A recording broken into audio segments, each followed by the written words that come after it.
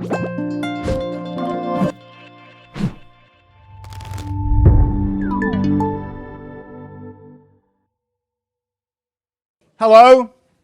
All right, how are we doing? My name's Robert Morgan. I am a writer and an experience designer and a digital dramaturg, whatever that is. I started in the games industry, and I've written and I've narrative designed a fair number of VR games, including the 2019 VR Awards Game of the Year. I've also worked in immersive theatre for a bit. I was digital dramaturg on DreamThinkSpeak's show last year, and I'm doing that same role for the National Theatre of Malta later in the summer. But I've always been particularly interested in augmented reality.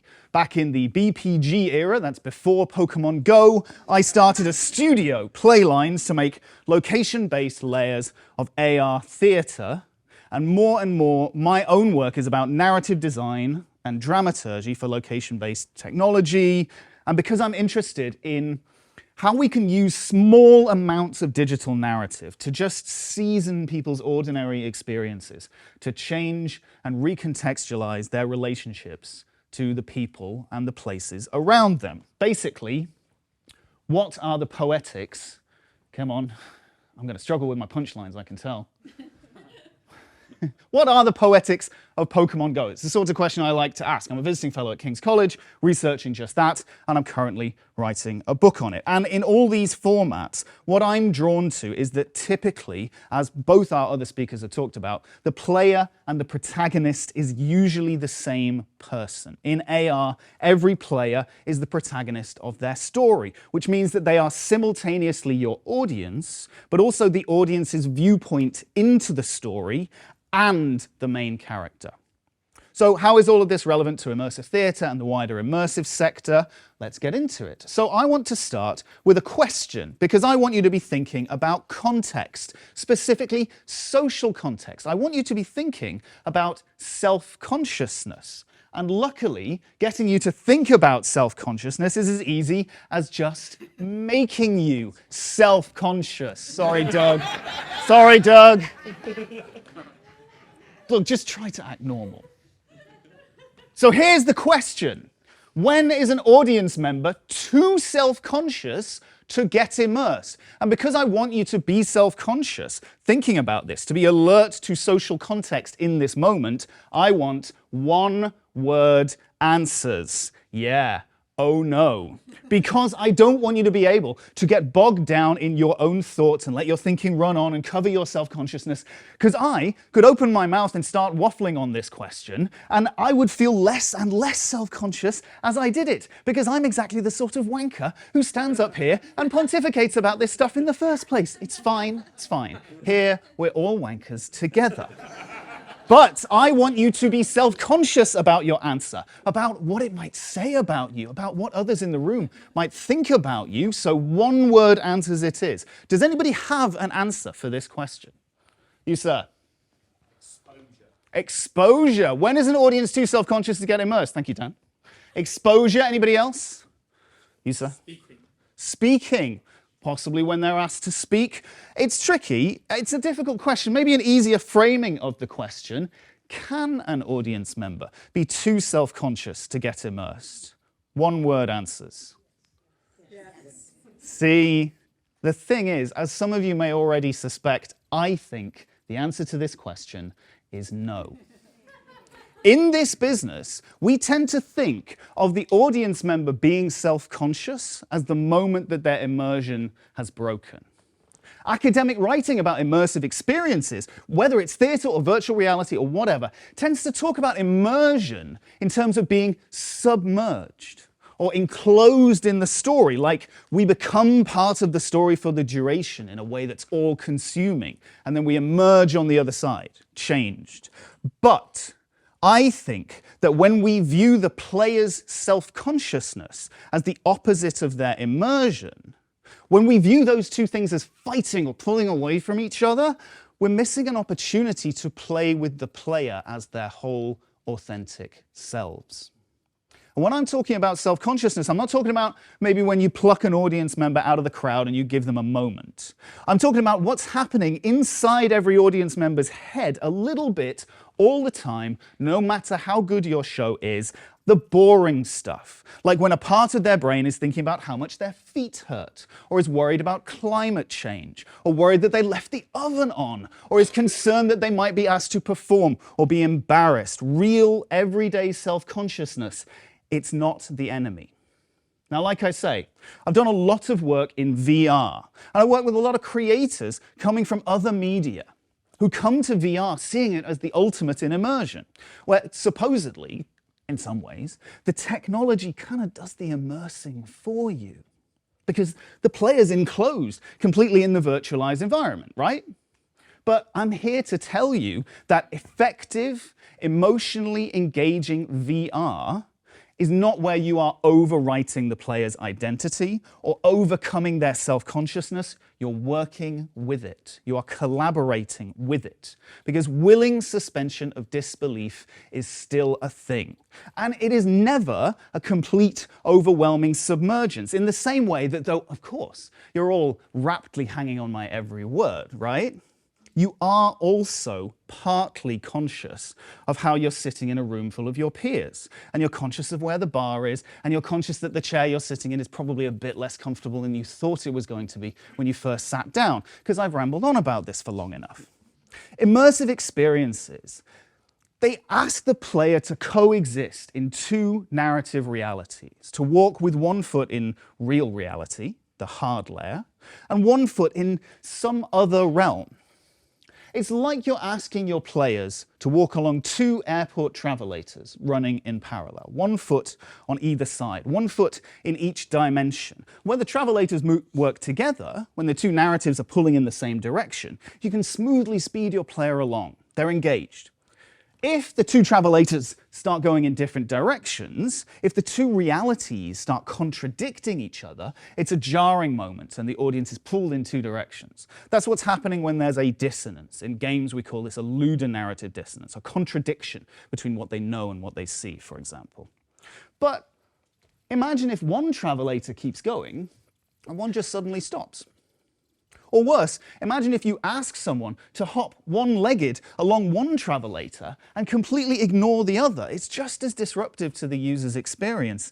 And I think that is what's happening when we, as immersive creators, see our role as trying to chase down and eradicate any possibility of self-consciousness from the audience's experience. Owen talked about a wasted resource, and that's how I feel about this, because just as you have a live actor standing there, you also have a live audience member, a player, and their self-consciousness is a big part of how they experience reality. It's a big part of what makes their experience feel authentic. And so when we ask them to ignore that big portion, the reality they spend the most time in, I think we're too prone to see the moment that the player got immersed as a moment when we've succeeded in distracting them, or misdirecting them, or convincing them that what we're showing them is real. When they've supposedly forgotten themselves and they've become a character in our story. Because really what we're doing is excluding elements of the player from the story, taking parts of them and cordoning them off and saying, no, that's not part of it. We're actually asking them to exclude elements of themselves from the version of themselves which exists in the story. But those boring, everyday, sore-footed elements of themselves are part of what makes their experience feel real. One of the things that makes a character in any story feel authentic and relatable is that they have ordinary, distracting self-awareness about themselves and the mundanities of existence, even in the middle of a romance or an adventure. And that rule of storytelling is even more true when you're trying to get the player to be a character in your story. Otherwise, I think we end up making immersion into some standard and then demanding that audiences live up to it. Often that means leaving some audience members feeling that maybe because they get distracted easily or are worried about being embarrassed or just fail to be submerged, that somehow they failed the experience when often it's the experience that failed them.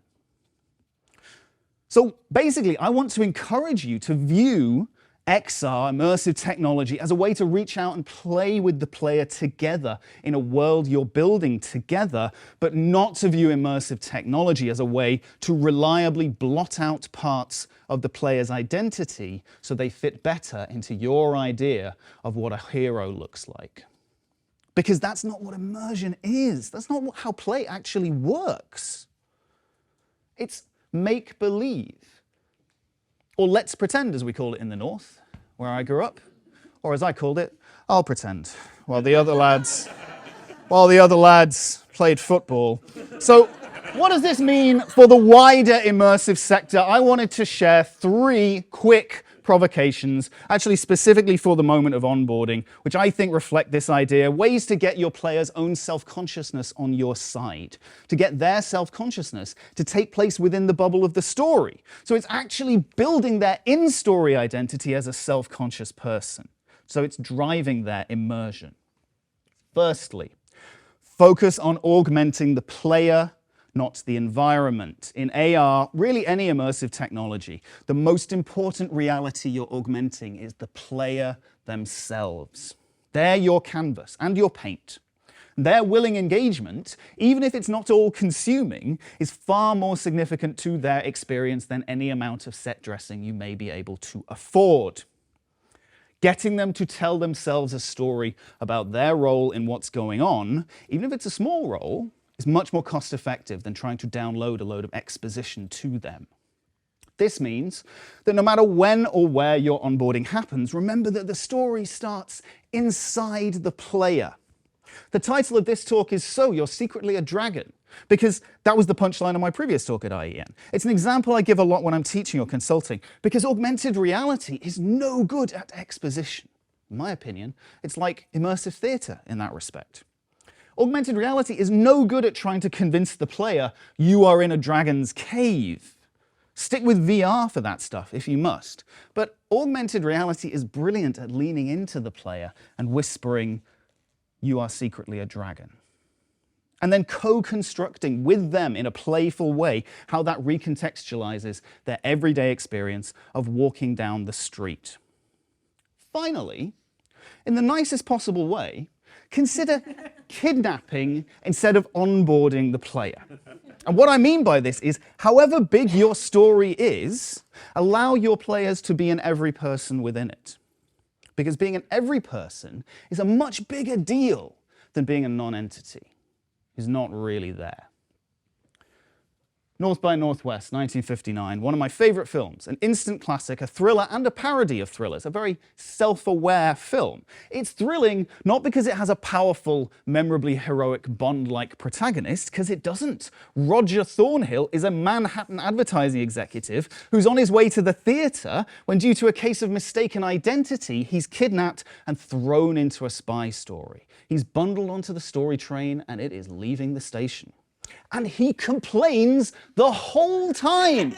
He's uncomfortable, his feet hurt. Even in the midst of life and death stakes, he's worried about the fact that he stood up his date and he's been embarrassed in front of his mother. Just because a bunch of spies think he's a spy like them, and those mundane details make him relatable. It makes it compelling to watch him try to handle the dangers and the cliches of a spy story. And he's well aware of those cliches, just as your audiences will be. And actually, it turns out that the heroic spy that his enemies have mistaken him for, spoilers, never existed in the first place. But all of this means that when, at the climax of the story, he decides to actually genuinely risk his life, to do the right thing, to edge vertiginously around the ledge of Mount Rushmore to save Eva Marie Saint, it's a much more significant thing because we know he's no hero. We've been inside his every person perspective, so we understand how big a jump that was and how far he has to fall. Now, as I said, I'm just the sort of wanker who will shamelessly go on about this stuff. So it's possible that my perspective on self-consciousness is somewhat skewed. But We are multi-dimensional creatures. We are each able to walk in multiple dimensions of experience, simultaneously, non-contradictorily. We all walk down the street lost in a reverie, and we still remember to look both ways before we cross the road.